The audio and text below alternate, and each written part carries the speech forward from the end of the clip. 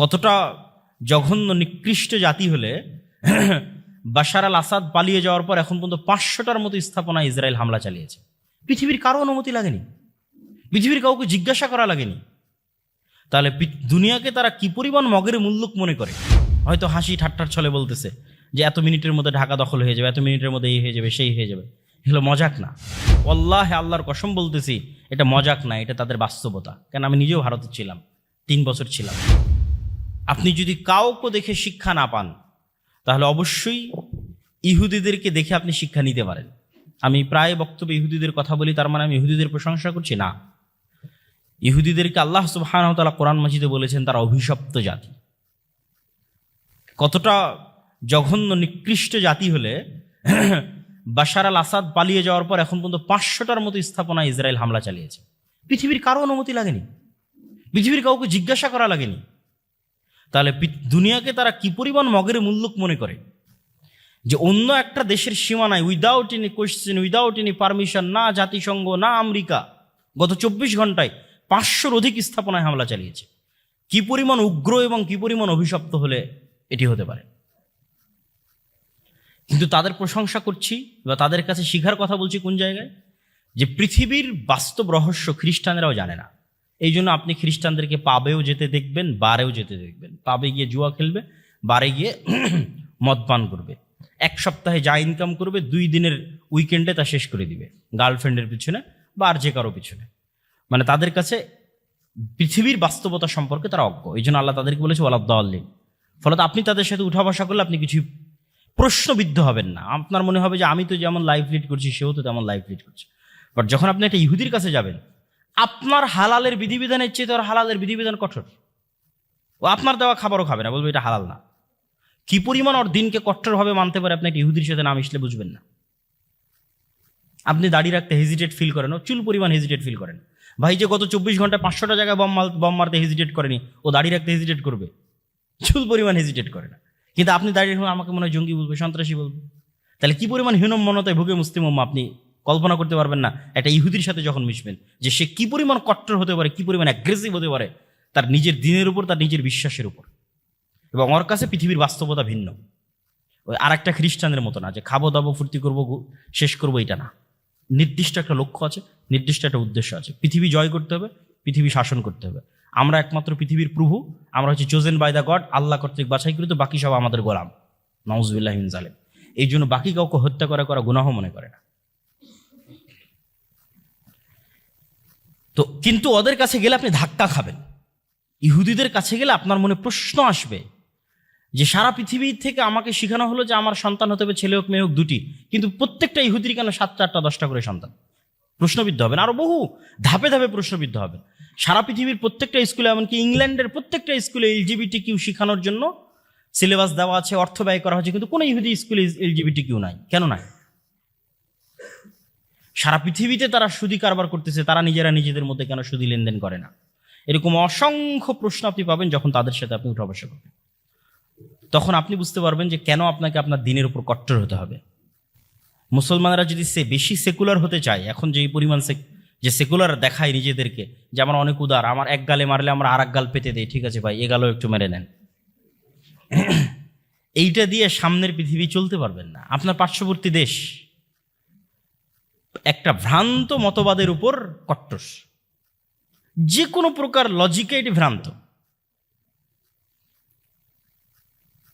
সেই ভ্রান্ত মতবাদের উপর সে কট্টর।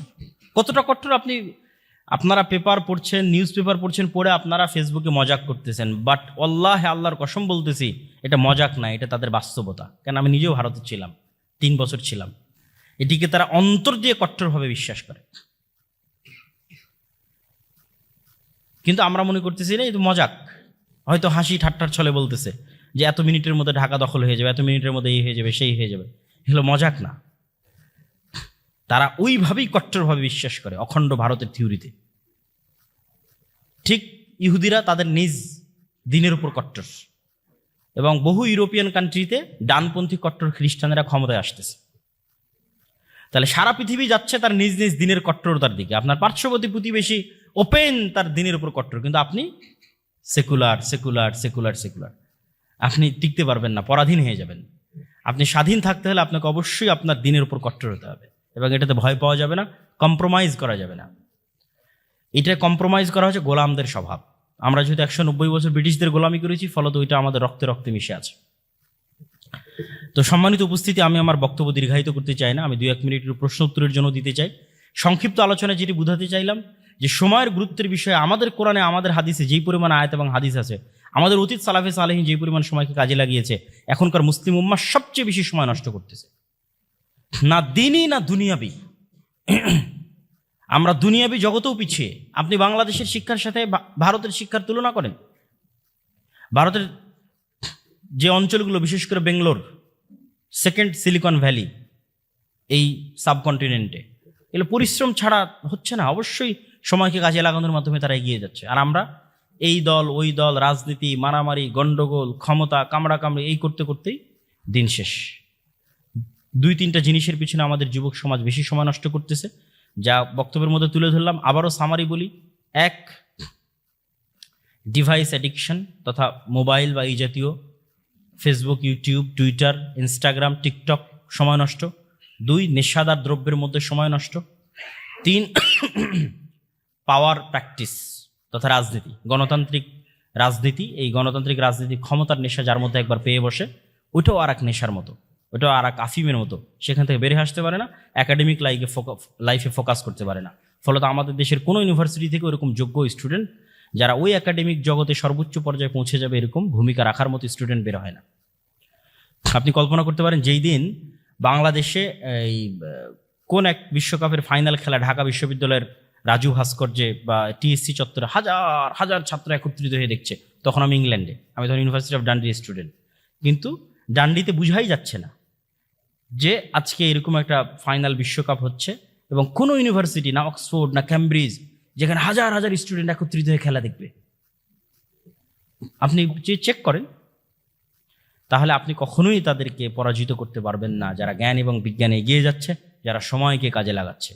আপনারা আগাতে হলে অবশ্যই আল্লাহ যেই সিস্টেমে এই পৃথিবীকে ডেভেলপ করেছে, আপনাদের বুঝার সুবিধার্থে বলতেছি যে এই পৃথিবীকে আল্লাহ সুবহানাহু ওয়া তাআলা যেই সিস্টেমে ডেভেলপ করেছে, ওই সিস্টেম অনুযায়ী আপনাকে আগাতে হবে। আর ওই সিস্টেম অনুযায়ী আগাতে গেলে আল্লাহ সুবহানাহু ওয়া তাআলা দেখেন না যে কে মুসলিম কে মুমিন। চেষ্টা করার পর আল্লাহ দেখেন মুসলিম মুমিন, কিন্তু চেষ্টা করার আগ পর্যন্ত ঠিক আছে, এই বাটন চাপ দিলে এই মোবাইলে লাইট জ্বলবে। তো পৃথিবীতে এই কাজটা করলে আপনি ধনী হবেন, ওই কাজটা যদি মুমিন করে, মুসলিম করে, কাফির করে, আল্লাহ বাধাগ্রস্ত করেন না, আল্লাহ তাকে ধনী করে দেন। এই কাজটা করলে আপনি ক্ষমতায় যাবেন, ওইটা যে করে আল্লাহ সুবহানাহু ওয়া তাআলা তাকে ক্ষমতায় যাওয়ার রাস্তা করে দেয়। তো ওই বাটনগুলো তো আপনাকে চাপতে হবে, ওই চেষ্টা তো আপনাকে করতে হবে, নাহলে তো আপনি গোলামি থাকবেন। কিন্তু ওই বাটন চাপার পর, চেষ্টা করার পর দেখবেন যে আরেকজন 100তে 100 চেষ্টা করতেছে, আপনি 100তে 90 চেষ্টা করতেছেন। আর আরেকজনের সক্ষমতা 100তে 100, আপনার সক্ষমতা 100তে 50, তারপর আল্লাহ আপনাকে বিজয় করে দিবে, তখন আপনি আল্লাহর সাহায্য পাবেন। কিন্তু ঘরে বসে সময় নষ্ট করে, ঠিক আছে, এইভাবে ফালতু পরস্পর বিরোধী অন্তর্দ্বন্দ্ব, অন্তর্কলহ, মারামারি, গন্ডগোল, নেশাদার দ্রব্য ইত্যাদির মধ্যে গিয়ে কখনোই আপনারা স্বাধীন হতে পারবেন না, মুক্তি পাবেন না। ওয়াল আসর ইন্নাল ইনসানা লাফি খুসর, সময়ের শপথ, নিশ্চয় প্রত্যেক মানুষ ক্ষতির মধ্যে নিমজ্জিত আছে। এই আয়াতটি বা এই সূরাটি যদি আপনি আরো সহজভাবে বুঝতে চান, তাহলে এভাবে বুঝুন, সময়ের শপথ, নিশ্চয় প্রত্যেক মানুষ সময় নষ্ট করে। ওয়াল আসর ইন্নাল ইনসানা লাফি খুসর, সময়ের শপথ, নিশ্চয় প্রত্যেক মানুষ ক্ষতির মধ্যে নিমজ্জিত আছে। আর আপনার বুঝার সুবিধার্থে আপনি স্পষ্টভাবে বুঝে নিতে পারেন, এবং এটি ভুল ব্যাখ্যা নয়, সঠিক ব্যাখ্যা। সময়ের শপথ, নিশ্চয় প্রত্যেক মানুষ কি করে? সময় নষ্ট করে। সময় নষ্ট করে না কারা? ইল্লাল্লাযীনা আমানু ওয়া আমিলুস সালিহাত ওয়া তাওয়াসাউ বিল হাক্কি ওয়া তাওয়াসাউ বিস সবর। সময় নষ্ট করে না তারা যারা ঈমান আনয়ন করে, সৎ কাজ করে, পরস্পরকে সত্যের দিকে দাওয়াত দেয়, পরস্পরকে ধৈর্যের দিকে দাওয়াত দেয়। তাহলে আপনি হয়তো মনে করতে পারেন যে আমার কি তাহলে বাংলাদেশ কৃষি বিশ্ববিদ্যালয়ে অধ্যয়ন সময় নষ্ট? শুধু কি তার সময়টুকুই কাজে লাগে যে সালাত আদায় করছে, যে কোরআন তেলাওয়াত করছে, আর বাকি সকলেই সময় নষ্ট করছে। আল্লাহ সুবহানাহু তাআলা এমন শব্দ ব্যবহার করেছেন যা খুবই ব্যাপক, যে সৎ আমল করে। আল্লাহ সুবহানাহু তাআলা যদি শুধু সালাত, সিয়াম, হজ, যাকাতকে বুঝাতেন, তাহলে তিনি বলতে পারতেন যে অত্যাধিক আমল করে। আপনি কোরআনে কোথাও পাবেন না যে আল্লাহ সুবহানাহু তাআলা জান্নাতে যাওয়ার জন্য অত্যাধিক আমলকে শর্তযুক্ত করেছেন। প্রত্যেক জায়গায় আল্লাহ সুবহানাহু তাআলা শর্তযুক্ত করেছেন সৎ আমলকে। তো সৎ কাজ কোনটা? তো সৎ কাজ অত্যন্ত ব্যাপক। আপনি যদি বাংলাদেশ কৃষি বিশ্ববিদ্যালয়ে সততার সাথে পড়াশোনা করেন, এটিও সৎ কাজ। সততার সাথে শিক্ষকতা করেন, এটিও সৎ কাজ। বিষয়টা নির্ভর করবে আপনার নিয়াতের উপর, বিষয়টা নির্ভর করবে আপনার কাজের সততার উপর। আপনি কি নিয়াতে পড়াশোনা করছেন এবং আপনি সৎভাবে পড়াশোনা করছেন কিনা, কি নিয়াতে শিক্ষকতা করছেন, সৎভাবে করছেন কিনা। আপনি ব্যবসা করলে কি নিয়াতে করছেন, সৎভাবে করছেন কিনা। একজন ব্যবসায়ী ব্যবসা করছে, সে অনেক টাকা ইনকাম করার পর দুবাইয়ে গিয়ে বাড়ি কিনবে, তারপরে যত অশ্লীলতা, নেশাদার দ্রব্য আছে পৃথিবীতে, আরাম এবং আয়েশের অবৈধভাবে যত মাধ্যম আছে, সবগুলো থেকে সে এন্টারটেইনমেন্ট, বিনোদন গ্রহণ করবে। এটি হচ্ছে তার ব্যবসা বা অত্যাধিক টাকা ইনকামের নিয়াত। তাহলে অবশ্যই সে কি করছে? ইন্নাল ইনসান লাফি খুসর, প্রত্যেক মানুষ সময় নষ্ট করতেছে, সে আসলে সময় নষ্ট করতেছে। আর যদি সে তার নিয়াত পরিবর্তন করে নেয় যে না, সে অত্যাধিক ইনকাম করে দেশ ও জাতির উপকারের জন্য, আত্মীয় স্বজনের উপকারের জন্য, গরিব মিসকিনের উপকারের জন্য, ইয়াতিম অসহায়ের কল্যাণের জন্য, নিজের সন্তান সন্ততি এবং স্ত্রী পুত্রের কল্যাণের জন্য ব্যয় করবে, তাহলে অবশ্যই যদি সততার সাথে সে ব্যবসা করে থাকে, তাহলে পুরো সময়টা তার কাজে লাগতেছে। এই জন্য ইবনুল কাইয়িম রাহিমাহুল্লাহ সময়ের গুরুত্ব বুঝাতে গিয়ে বলেছেন যে পৃথিবীতে বহু মানুষ 60 বছর, 70 বছর, 80 বছর, 100 বছর জীবন যাপন করবে, কিন্তু কিয়ামতের মাঠে দেখবে সে জীবন যাপন করেছে মাত্র 1 মাস, সে জীবন যাপন করেছে মাত্র 1 ঘন্টা, সে জীবন যাপন করেছে মাত্র কয়েক সেকেন্ড। এটি কিভাবে? ততটুকুই কাউন্ট হবে যতটুকু সৎ, বাকি সব তো সময় নষ্ট। ফলত সে বেঁচেছে 60 বছর, জীবন যাপন করেছে 100 বছর, কিন্তু প্রকৃত অর্থে সে বেঁচে ছিল, পৃথিবীতে জীবন যাপন করেছিল মাত্র 1 মাস। মানে যতটুকু সময় সে সৎভাবে ব্যয় করেছে, সময় নষ্ট করেনি, অতটুকুই তার প্রকৃত জীবন। এই জন্য ইবনুল কাইয়িম রাহিমাহুল্লাহ বলেছেন যে মানুষের জীবনের অপর নামই হচ্ছে সময়। মানুষ পৃথিবীতে কোনো স্থানে বসবাস করে না, বরং সময়ের মধ্যে বসবাস করে। এই ময়মনসিংহ বাংলাদেশ কৃষি বিশ্ববিদ্যালয়ে 1964 সালে যিনি ছিলেন, তিনি এখন নাই, কিন্তু এই বিশ্ববিদ্যালয় তো আছে, প্লেস তো আছে। তাহলে তিনি বসবাস করেছেন এই বিশ্ববিদ্যালয়ে না ওই সময়ে? ওই সময়ে। আমরা এখন এখানে আছি, আমরা এক সময় চলে যাব, কিন্তু এই বিশ্ববিদ্যালয় প্লেস তো থাকবে। আজ থেকে 100 বছর পর এখানে এসে কেউ পড়বে। তাহলে আমরা আসলে এই বিশ্ববিদ্যালয়ে বসবাস করেছি না এই সময়ের মধ্যে বসবাস করছি? সময়ের মধ্যে বসবাস করছি। মানুষ হচ্ছে মহাকালের গর্ভে হারিয়ে যায়। লক্ষ লক্ষ কোটি কোটি বছরের যে পৃথিবী, এই পৃথিবীর যে আল্লাহ সুবহানাহু ওয়া তাআলা একটা টাইম লিমিটেড করে সৃষ্টি করে দিয়েছেন, আল্লাহ সুবহানাহু ওয়া তাআলা কিন্তু সময়ের ঊর্ধ্বে। এই জন্য সময় কেন্দ্রিক যে প্রশ্নগুলো, এগুলো আল্লাহ সুবহানাহু ওয়া তাআলার সাথে সম্পৃক্ত নয়, করাই উচিত না, অযৌক্তিক প্রশ্ন। যে কেউ বলে লাইলাতুল কদর যদি এখানে হয় তাহলে ওখানে কিভাবে হবে, ইত্যাদি ইত্যাদি। আল্লাহ যদি নিচের আসমানে নেমে আসেন তাহলে ওখানে কিভাবে আসবেন? ভাই, আপনি যেটাকে দেখতেছেন রাত, এটা আপনার দৃষ্টিকোণ থেকে অত্যন্ত স্বল্প একটা পরিসরে। মহাশূন্য সম্পর্কে যারা জানে যে আমরা যেই পৃথিবী নামক গ্রহের মধ্যে বসবাস করছি, এখান থেকে যদি আমরা মহাশূন্যের দিকে যাত্রা করি, তাহলে ধীরে ধীরে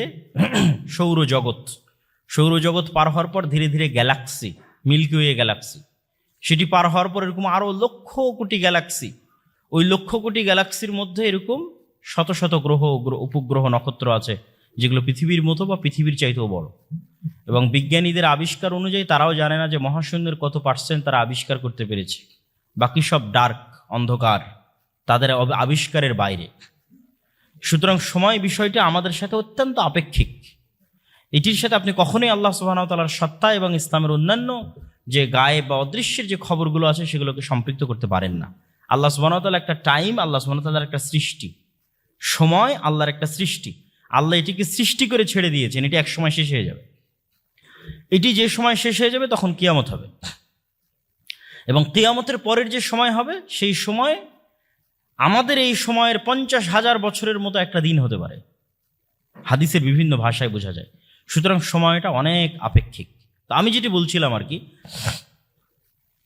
যে আমরা বসবাস করি সময়ের মধ্যে, অতএব আমাদের জীবনের অপর নাম আসলে সময়। অতএব আমরা যতটুকু সময় কাজে লাগাই অতটুকুই আসলে আমাদের জীবন, আর যতটুকু আমরা কাজে লাগাই না অতটুকু আসলে আমাদের জীবন বা লাইফ নয়, বরং বৃথা, নষ্ট, অপচয়। তো সময়ের গুরুত্ব বুঝাতে গিয়ে বহু হাদিস রাসূলুল্লাহ সাল্লাল্লাহু আলাইহি ওয়াসাল্লামের পক্ষ থেকে আছে, সালাফে সালেহিনের পক্ষ থেকে বহু বক্তব্য আছে। যেমন রাসূলুল্লাহ সাল্লাল্লাহু আলাইহি ওয়াসাল্লামের একটা হাদিস, নি'মাতানি মাগবুনুন ফীহিমা কাসীরুম মিনান নাস, আস-সিহহাতু ওয়াল ফারাগ। পৃথিবীতে এমন দুটি আল্লাহর নেয়ামত আছে যেই দুটি নেয়ামত সম্পর্কে অধিকাংশ মানুষ গাফেল থাকে, অসচেতন থাকে, মূল্যায়ন করতে পারে না। এক, আল্লাহর প্রদত্ত পৃথিবীর অনেক বড় একটি নেয়ামত হচ্ছে সুস্বাস্থ্য। আমরা যে এখন সুস্থ আছি এটি কার নেয়ামত? আল্লাহ সুবহানাহু ওয়া তাআলার নেয়ামত। এটিকে মানুষ মূল্যায়ন করা জানে না, আল্লাহর নবী বলছেন। দুই, অবসর সময়কে মানুষ মূল্যায়ন করা জানে না। আল ফারাগ মানে অবসর সময়। এই জন্য অন্য একটি হাদিসে রাসূলুল্লাহ সাল্লাল্লাহু আলাইহি ওয়াসাল্লাম বলেছেন যে তোমরা 5টি বিষয়ের পূর্বে, ইগতানিম খামসান ক্বাবলা খামসিন, 5টি বিষয়ের পূর্বে 5টি বিষয়কে তোমরা গুরুত্ব দাও। হায়াতাকা ক্বাবলা মাউতিক, মৃত্যুর পূর্বে জীবিত যে আছো এটিকে গুরুত্ব দাও, মূল্যায়ন করো। ওয়া সিহহাতাকা ক্বাবলা সাকামিক, অসুস্থ হওয়ার পূর্বে সুস্থ যে আছো এটিকে গুরুত্ব দাও। ওয়া ফারাগাকা ক্বাবলা শুগলিক, এখন যে ফ্রি আছো, অবসর আছো, এই অবসর সময়কে গুরুত্ব দাও ব্যস্ত হওয়ার পূর্বে। ওয়া শাবাবাকা ক্বাবলা হারামিক, আর বৃদ্ধ হয়ে যাওয়ার পূর্বে যৌবন যে যুবক যে আছো এই যুবক সময়টাকে গুরুত্ব দাও। ওয়া গিনাকা ক্বাবলা ফাকরিক, আর হাতে যদি সচ্ছলতা থাকে তাহলে দারিদ্রতা আসার পূর্বে সেই সচ্ছলতাকে গুরুত্ব দাও। যদিও দিন শেষে এই প্রত্যেকটা বিষয় সময়ের সাথেই কানেক্টেড। আপনার যৌবন, আপনার বার্ধক্য সেটিও সময়ের সাথে কানেক্টেড। আপনার ব্যস্ততা, আপনার অবসর সেটিও সময়ের সাথে কানেক্টেড। তো সবকিছুই সময়ের সাথে সম্পৃক্ত। আপনারা সুস্থ আছেন, অসুস্থ হবেন, সবই সময়ের সাথে সম্পৃক্ত। তারপরও রাসূলুল্লাহ সাল্লাল্লাহু আলাইহি ওয়াসাল্লাম ভিন্নভাবে এই 5টি জিনিসকে মূল্যায়নের জন্য আমাদেরকে বলেছেন। আর সময়ের মধ্যে পৃথিবীর সবচেয়ে গুরুত্বপূর্ণ সময়, যেই সময়টা কখনোই অলসতায় কাটানো উচিত নয়, সেটি হচ্ছে ফজরের পরের সময়। রাসূলুল্লাহ সাল্লাল্লাহু আলাইহি ওয়াসাল্লাম বলেন, আল্লাহ সুবহানাহু ওয়া তাআলা আমার উম্মতের জন্য বরকত রেখেছেন ফি বুকুরিহা, সকালে। আমার উম্মতের জন্য আল্লাহ সুবহানাহু ওয়া তাআলা বরকত রেখেছেন কখন? সকালে। এই জন্য সালাফে সালেহিনের পক্ষ থেকে বর্ণিত আছে যে লা ইয়ানামুনা বা'দা সালাতিল ফজর। কোন সালাফে সালেহিন মানে অতীতে চলে যাওয়া বড় বড় আলেম ওলামাগণ, তারা কখনোই ফজরের সালাতের পর ঘুমাতেন না। যদি কখনো লম্বা সফর বা রাত জাগার মতো কোনো কাজ করতেন তাহলে ফজরের সালাতের পর ইয়ান্তাজিরুনা ইলা তুলুইশ শামস, ফজরের সালাতের পর অপেক্ষা করতেন সূর্য ওঠা পর্যন্ত। সূর্য উঠলে ঘুমিয়ে যেতেন। মানে কারো যদি বিশ্রামের দরকার হয় সকালে, তাহলে সে ফজরের পর কি উঠা পর্যন্ত অপেক্ষা করবে? সূর্য ওঠা পর্যন্ত অপেক্ষা করবে। কিন্তু দেখবেন যে আমাদের লাইফস্টাইল, পুরো মুসলিম উম্মার লাইফস্টাইল চেঞ্জ হয়ে গেছে। পাশ্চাত্য বা ওয়েস্টার্ন কালচার কর্তৃক প্রভাবিত হয়ে আমরা দিন দিন, এবং মোবাইলের মতো ডিভাইসের সাথে আমাদের যে অ্যাডিকশন, আসক্তি, এই আসক্তির কারণে আমরা রাতকে গভীর থেকে গভীরতর করছি, আর সকালে অবশ্যই শতভাগ ছাত্রের কত পার্সেন্ট ছাত্র সকালে ফজরের পর জেগে থাকে আল্লাহ সুবহানাহু ওয়া তাআলা ভালো জানে, বা পুরো মুসলিম উম্মার একই অবস্থা। অথচ ঘুমানোর সুন্নাতের ক্ষেত্রে রাসূলুল্লাহ সাল্লাল্লাহু আলাইহি ওয়াসাল্লাম বলেছেন যে এশার পরে কোনো কথা হবে না, এশার পরে ঘুমিয়ে যেতে হবে। আমরাও বিজ্ঞানী যারাই যে কোনো, এখানে ডাক্তারও বক্তব্য দিয়েছেন, তাদের কাছে জিজ্ঞেস করতে পারেন। যে কোনো ডাক্তারের কাছে গেলে ডাক্তারেরা আপনাকে সকাল সকাল ঘুমানোর পরামর্শ দেবে। মানুষের ঘুমের সবচেয়ে গভীর সময়টা রাত 9টা 10টা 11টার মধ্যে পার হয়ে যায়, এবং ওই রাতে আগে উঠার জন্য বলবে। আর এটি সবচেয়ে স্বাস্থ্যসম্মত। আমাদের নবী মুহাম্মদ সাল্লাল্লাহু আলাইহি ওয়াসাল্লাম এশার পরপর দ্রুত ঘুমিয়ে যেতেন, আর ওই রাতে আগে উঠতেন, আগে উঠে তাহাজ্জুদের সালাত আদায় করতেন। তাহাজ্জুদের সালাত বা রাতে উঠে সালাত 2 রাকাত হলেও মানুষের জীবনে বৈপ্লবিক পরিবর্তন ঘটাতে পারে। মানুষ যদি পৃথিবীর মহা থেকে মহা সফলতম কাজ করতে চায় এবং আল্লাহ সুবহানাহু ওয়া তাআলার রহমত এবং বরকতের সাথে করতে চায় এবং সফল হতে চায়, তাহলে সে রাতের শেষ অংশের কোনো বিকল্প নেই, যেটি আল্লাহ সুবহানাহু ওয়া তাআলা তার রাসূলকে উদ্দেশ্য করে বলেছেন যে অচিরেই আমরা আপনার প্রতি কাওলান সাকিলা, অনেক ভারী একটি কিতাব আপনার প্রতি অবতীর্ণ করব।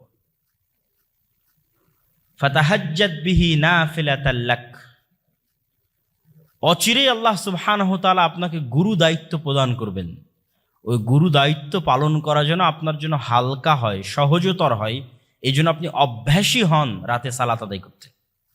অল্প থেকে অল্প পরিমাণ আপনি রাতে সালাত আদায় করতে অভ্যাসী হন, যাতে আল্লাহ আপনার প্রতি যে বিশাল কিতাব অবতীর্ণ করছে সেটি বহন করা, এটি মানুষের মাঝে প্রচার করা এবং রিসালাতের এই গুরু দায়িত্ব পালন করা আপনার জন্য যাতে সহজ হয়।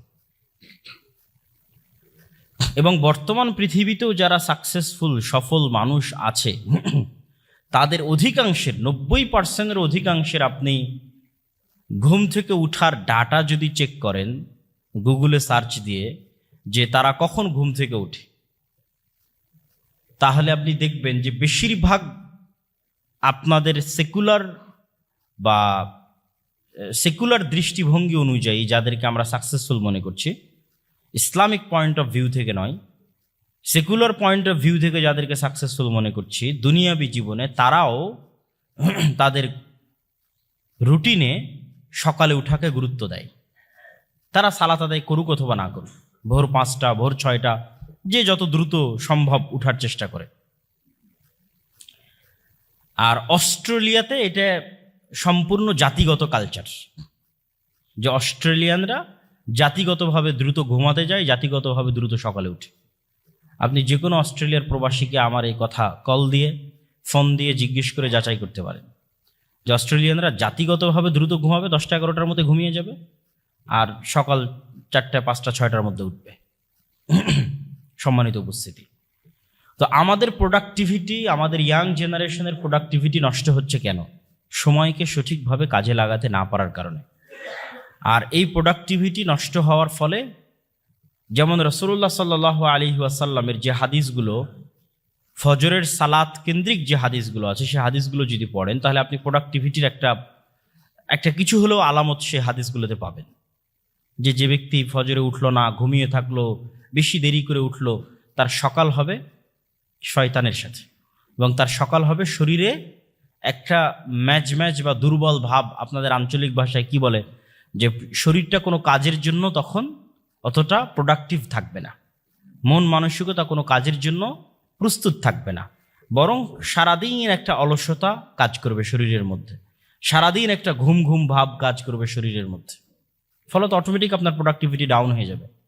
কিন্তু আপনি যদি ফজরে উঠেন, অজু করেন, সালাত আদায় করেন, একটু ব্যায়াম করেন, এক্সারসাইজ করেন, একটু কোরআন তেলাওয়াত করেন, তাহলে আপনি পৃথিবীর যে পেশাতেই থাকেন, যে পেশায় থাকেন, as a student, as a teacher, businessman, যে কোনো পেশা, সেই পেশায় আপনি অবশ্যই অন্য আর 10 জন যারা আপনার প্রতিযোগী আছে তাদের চাইতে আপনি এগিয়ে থাকবেন, শতভাগ এগিয়ে থাকবেন। সে যদি কৃষক হয় তবুও অন্য কৃষকদের চাইতে এগিয়ে থাকবে যদি সে সকাল সকাল উঠে কাজ শুরু করে। এবং স্টুডেন্টরা তাদের লাইফে এটি পরীক্ষা করে দেখতে পারে যে যেই দিন আপনি ফজরকে কাজে লাগাবেন, সকালকে কাজে লাগাবেন, সেই দিন দেখবেন যে আপনার সারাদিনের সকল কাজ মনে হবে জোহরের আগেই শেষ হয়ে গেছে।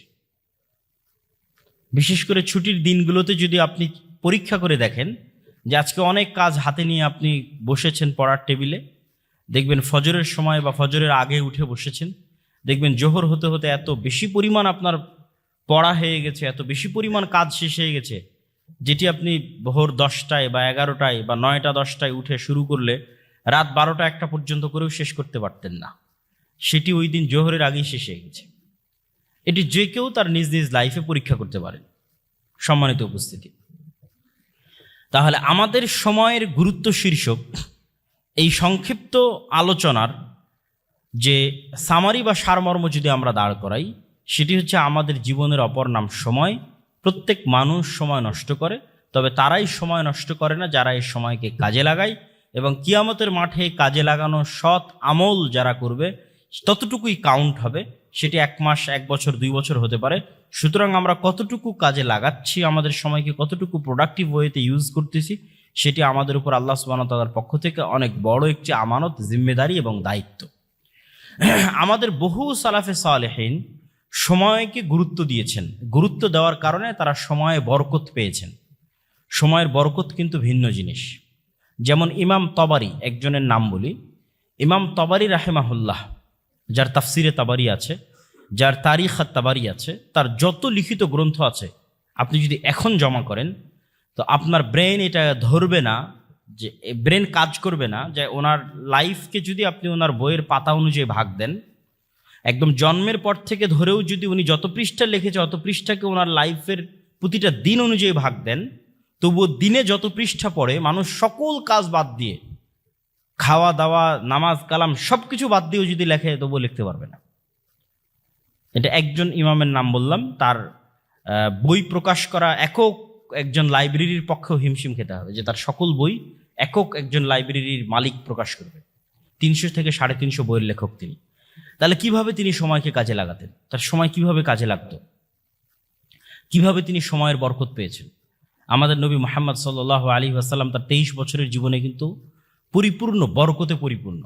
পৃথিবীর ইতিহাসে এত অল্প সময়ের মধ্যে এত বিশাল বিপ্লব কেউ সাধিত করতে পারেনি, এবং এত প্রভাব বিস্তারকারী বিপ্লব যে পৃথিবীতে এত দীর্ঘকালব্যাপী এতটা প্রভাব ধরে রাখবে, অথচ মাত্র 23 বছর। তো সময়ের বরকত সম্পূর্ণরূপে ভিন্ন জিনিস। এই সময়ের বরকতটা পেতে হলে আপনাকে টাইম ম্যানেজমেন্ট করা শিখতে হবে। আর টাইম ম্যানেজমেন্টের জন্য 5 ওয়াক্ত সালাতের বিকল্প পৃথিবীতে নাই। যে টাইম ম্যানেজমেন্টের যত টাস্ক, যত টুলস, যত পদ্ধতি, যত ওয়ে যাই বলেন না কেন, 1 নম্বরে থাকবে 5 ওয়াক্ত সালাত, যদি কেউ প্রপারলি সেটিকে প্রয়োগ করতে পারে। প্রত্যেক ওয়াক্তের সালাত আপনার জন্য একটা রিমাইন্ডার হিসেবে কাজ করবে। আপনি হয়তো ক্রামবোর্ড খেলায় ব্যস্ত আছেন, হয়তো কোনো একটা দেখা যাচ্ছে বাংলাদেশ ক্রিকেট বা এরকম কোনো একটা ফুটবল খেলা হয়তো দেখছেন, কিন্তু আপনি সালাতকে টপ প্রায়োরিটি দেন। যদি এই কাজগুলো ঠিক না, কিন্তু দেখবেন ওই যে সালাতের জন্য আপনি উঠে গেলেন, সালাতটা না থাকলে আপনি এটা ঘন্টার পর ঘন্টা দেখতেই থাকতেন। হয়তো নেটফ্লিক্সে কোনো মুভি দেখছেন, ঘন্টার পর ঘন্টা দেখতেই থাকছেন, সময় নষ্ট হয়ে যাচ্ছে, আপনি বুঝতে পারছেন। কিন্তু সালাতকে যদি টপ প্রায়োরিটি দেন, তাহলে প্রত্যেক ওয়াক্ত সালাত আপনার জন্য রিমাইন্ডার যে আমি এতক্ষণ কি করছিলাম, এখন কি করব। এই প্রশ্নটা করার অন্তত সময় এবং সুযোগ আপনি নিজেকে পাবেন। শয়তান কিন্তু চায় যে আপনি যেন কখনোই নিজেকে এই প্রশ্নটা করার সুযোগ না পান। এটি শয়তানের চাওয়া, যে আপনি কি করছেন, কি করবেন, এই প্রশ্নটা নিজেকে করার সুযোগ যেন আপনি না পান। এই জন্য শয়তান সারা পৃথিবীকে চাকচিক্য দিয়ে সাজিয়ে রেখেছে। অমাল হায়াতুদ দুনিয়া ইল্লা মাতাউল গুরুর। আর সেই চাকচিক্য, এন্টারটেইনমেন্ট, বিনোদনের রাস্তা এখন পৃথিবীতে আরো বেশি হয়ে গেছে। ফলত কোরআনের এই আয়াত যে দুনিয়া একটি ধোঁকার বস্তু মাত্র, আর এই ধোঁকা শয়তান আমাদেরকে দেয়, এটি এখন আরো বেশি প্রযোজ্য। যেটি কোরআনের অন্য আয়াত দিয়ে আরো স্পষ্ট হয় যে আলহাকুমুত তাকাসুর হাত্তা যুরতুমুল মাকাবির। পৃথিবীর এই চাকচিক্য সৌন্দর্য তোমাদেরকে এমনভাবে পাগল বানিয়ে রাখবে যে তোমরা যে মারা যাবে এই কথাটা তোমরা ভুলে যাবে। এবং আমরা অধিকাংশ মানুষই ভুলে থাকি যে আমরা মৃত্যুবরণ করব। কেন? এই পৃথিবীর চাকচিক্য আমাদেরকে এমনভাবে নেশাগ্রস্ত করেছে যে আমাদের এটি স্মরণ করার মতো সময় নাই যে আমরা মারা যাব। তাহলে কখন আমরা এটি স্মরণ করতে পারবো? যখন আমরা কবরে যাব। হাত্তা যুরতুমুল মাকাবির। নিজে যখন কবরে যাব তখন আমার মনে হবে যে আমি সময় নষ্ট করেছি। নিজে যখন কবরে যাব, নিজে কবরে যাওয়ার আগ পর্যন্ত মৃত্যুর মতো সত্য বাস্তবতাকে মানুষ ভুলে থাকে। কে ভুলে রাখে? শয়তান ভুলিয়ে রাখে। ফলত তাদের জন্য এবং আমাদের জন্য সময় নষ্ট করা অনেক সহজ হয়ে যায়। সম্মানিত উপস্থিতি, আজকে পুরো মুসলিম উম্মাহ যে সমস্ত কাজে সবচেয়ে বেশি সময় নষ্ট করছে, যে সময় নষ্টগুলো করার কারণে তারা সামনের দিকে এগিয়ে যেতে পারছে না, তাদের প্রোডাক্টিভিটি বাড়াতে পারছে না, তার মধ্যে দুই একটা বিষয় উল্লেখ না করলেই নয়। যেমন মুসলিম উম্মাহ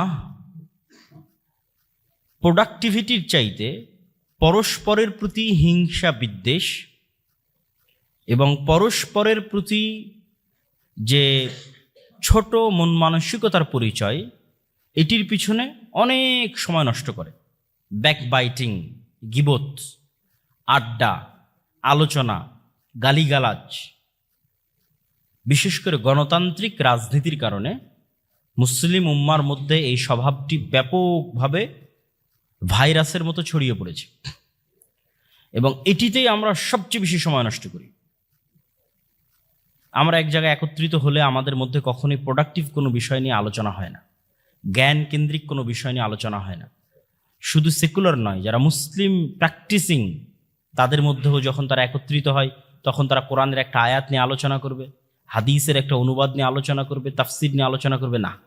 আজকে কি বলল, কার বিরুদ্ধে কে কোথায় কি লিখলো, বাস এগুলো নিয়ে আলোচনা এবং এগুলোর পিছনে সময় নষ্ট। ফলত প্রকৃত কাজে সে কখনোই মনোযোগ দিতে পারে না, জাতি গঠনমূলক কাজে সে কখনোই কোনো ভূমিকা রাখতে পারে না। এবং মুসলিমদের পিছিয়ে থাকার অন্যতম একটি বড় কারণ হচ্ছে এই অন্তর্দ্বন্দ্ব, অন্তর্কলহ, পারস্পরিক হিংসা এবং বিদ্বেষ। এটি থেকে আমাদের বেরিয়ে আসতে হবে এবং আমাদের মাথায় রাখতে হবে, আমি যে কাজটা করছি এই কাজটা আমার কি উপকারী দিবে, আমার দেশ ও জাতির কি উপকারী দিবে, আমার উম্মাহ মুসলিম উম্মার কি উপকারী দিবে, দিন শেষে কি ভ্যালু অ্যাড করবে, আমার নিজস্ব পার্সোনাল ক্যারিয়ারে কি ভ্যালু অ্যাড করবে, অথবা আমার দেশ, জাতি, আমার ইউনিভার্সিটি, আমার প্রতিষ্ঠান, আমার মুসলিম জাতির ক্যারিয়ারে কি ভ্যালু অ্যাড করবে আমার এই কাজটা। তখন আপনি বুঝতে পারবেন আপনি অনর্থক সময় নষ্ট করছেন না আসলেই প্রকৃত কোনো কাজ করতেছেন। আর মুসলিম উম্মাহ সবচেয়ে বেশি যেই বিষয়টিকে কম গুরুত্ব দিয়ে থাকে আর যেটিকে বেশি গুরুত্ব দেওয়া উচিত সেটি হচ্ছে জ্ঞানার্জন, পড়া, অধ্যয়ন। আমি ইউকেতে প্রায় 1 বছর ছিলাম। সেখানে যখনই যে কোনো দিন যে কোনো বাস, ট্রেন, পার্ক, যেখানেই যাই না কেন, সেখানে কাউকে না কাউকে আপনি দেখবেন বই হাতে আছে এবং বই পড়তেছে। জাতিগত অভ্যাস বই পড়া, এবং তাদের দেখে আমি নিজে অনুপ্রাণিত হতাম যে আমাকেও পড়া উচিত। সফরে বের হয়েছি দেখি আমার হাতেও একটা বই থাকা উচিত। এবং অনেক বই আমি ওই ইউকেতে থাকা অবস্থায় গাড়িতে, ট্রেনে, বিমানে পড়তে পড়তে শেষ করেছি। কিন্তু বাংলাদেশে আসার পর বাংলাদেশে এখন পর্যন্ত কোথাও চোখে পড়েনি যে আরেকটা মানুষ বই পড়তেছে। ফলত আমার মধ্যে থেকেও স্বভাবটা হারিয়ে গেছে, চলে গেছে। তাহলে মুসলিমরা কি পরিমাণ ওই ধরনের ফাউল কাজে সময় নষ্ট করে যে কাজের আসলে দিন শেষে কোনো উপকার নাই। জ্ঞান অর্জন তো প্রকৃত ইনভেস্টমেন্ট। আপনি এই বইয়ের একটা পৃষ্ঠা পড়ছেন, এটা আপনার পিছনে ইনভেস্টমেন্ট, প্রকৃত ইনভেস্টমেন্ট। কেউ বই পড়া ছাড়া জীবনে বড় হতে পারেনি, হওয়া সম্ভব নয়। যেটি আমাদের অতীতের এক বক্তা বলে গেলেন যে আমাদের কোরআন শুরুই হয়েছে ইকরা, পড়ো, পড়া দিয়ে শুরু হয়েছে। এবং মুসলিমরা একসময় জ্ঞান বিজ্ঞানের শীর্ষস্থানে ছিল। অক্সফোর্ড বিশ্ববিদ্যালয় প্রতিষ্ঠা হওয়ার 500 বছর পূর্বেও স্পেনের কর্ডোভায় মুসলমানদের বিশ্ববিদ্যালয় ছিল, গবেষণাগার ছিল, জ্ঞান বিজ্ঞানের চর্চা ছিল। যারা স্পেনে যাওয়া, যাদের পক্ষে সম্ভব হবে, তারা গিয়ে দেখে আসতে পারেন। মুসলমানদের সেই ইতিহাস এবং ঐতিহ্যের চিহ্ন এবং আলামত এখনো থেকে গেছে। বাগদাদে বাইতুল হিকমার সেই লাইব্রেরি, জ্ঞান বিজ্ঞান চর্চার সেই লাইব্রেরি মুসলমানদের অতীত ঐতিহ্যের প্রমাণ বহন করে। কিন্তু মুসলমানেরা সেই জ্ঞান চর্চা হারিয়ে ফেলেছে এবং এমন সব অনর্থক কাজে লিপ্ত হয়েছে যেই প্রত্যেকটা কাজ সময় নষ্ট। ওয়াল আসর ইন্নাল ইনসানা লাফি খুসর, যে প্রত্যেক মানুষ সময় নষ্ট করতেছে। আমরা মুসলিমরা এই যুগে সবচেয়ে বেশি সময় নষ্ট করতেছি, ফলত আমরা পৃথিবীতে সবচেয়ে পিছিয়ে। কিন্তু আমাদের অতীত সালাফে সালেহিন তারা সময় নষ্ট করেননি। এখন যারা জ্ঞান বিজ্ঞানে এগিয়ে আছে তাদের মধ্যে আর আমাদের মধ্যে একটা পার্থক্যের কারণে যারা এখন জ্ঞান বিজ্ঞানে এগিয়ে আছে তারা আমাদের জন্য কল্যাণকামী হতে পারছে না, কিন্তু মুসলিমরা যখন জ্ঞান বিজ্ঞানে এগিয়ে ছিল তখন তারা কল্যাণকামী ছিল। আপনি মুসলিমদের হিস্ট্রিতে কখনো পাবেন না যে কর্ডোভায় অথবা গ্রানাডায় অথবা বাগদাদে কখনো জ্ঞান জাতপাত কালার ভেদে বিতরণ করা হয়েছে যে তুমি মুসলিম না সুতরাং তুমি জ্ঞান অর্জন করতে পারবে না, এটা পাবেন না। সেকেন্ড, আরেকটা জিনিস পাবেন না যে ঠিক আছে তুমি জ্ঞান অর্জন করতে চাও টাকা দাও, এইটা পাবেন না। মুসলমানেরা জ্ঞানকে মনে করেছে সাদাকায়ে জারিয়া, আসলে এটি সাদাকায়ে জারিয়া। এই জন্য মুসলমানেরা সাদাকায়ে জারিয়ার মতো জ্ঞান বিতরণ করেছে। ইউরোপ থেকে জ্ঞান শিখে তারা ইউরোপকে উন্নত করেছে, এটি অবাস্তব কিছু না। স্পেনের সীমানা ফ্রান্সের সাথে কানেক্টেড। মুসলমানদের যে বিজয় অভিযান, সেই বিজয় অভিযান স্পেন এবং ফ্রান্সের মধ্যে সীমানা হিসেবে ব্যবহৃত হওয়া যে পাহাড়ের যে শ্রেণী আছে, পাহাড়ের যে পর্বতমালা আছে, সেই পর্যন্ত গিয়ে শেষ হয়ে গেছে। ওই পর্বতমালা পর্যন্ত মুসলমানেরা অভিযান নিয়ে গেছিল, কিন্তু শীতকাল হওয়ায়, বরফ আচ্ছাদিত অঞ্চল হওয়ায় আর মুসলমানেরা শীতের সাথে ঠান্ডার সাথে পরিচিত না হওয়ায় সেই যুদ্ধে পরাজয় হয়। এই জন্য অদ্যবধি এখন পর্যন্ত যে সমস্ত অঞ্চলে শীত বেশি ওই সমস্ত অঞ্চলে মুসলমান কম। কেননা ইসলামের যেখানে উত্থান হয়েছে সেটি শীত প্রবণ অঞ্চল ছিল না, গরম প্রবণ অঞ্চল। ফলত মুসলমানরা ওই সমস্ত জায়গায় দ্রুত বিজয় করতে পেরেছে যেগুলো তাদের আবহাওয়ার সাথে বেশি কানেক্টিং ছিল, তাদের আবহাওয়ার সাথে বেশি সুইটেবল ছিল, ওগুলোই তারা বেশি বিজয় করতে পেরেছে। তো ওই স্পেনের সীমানার সাথে ফ্রান্সের সীমানা কানেক্টেড।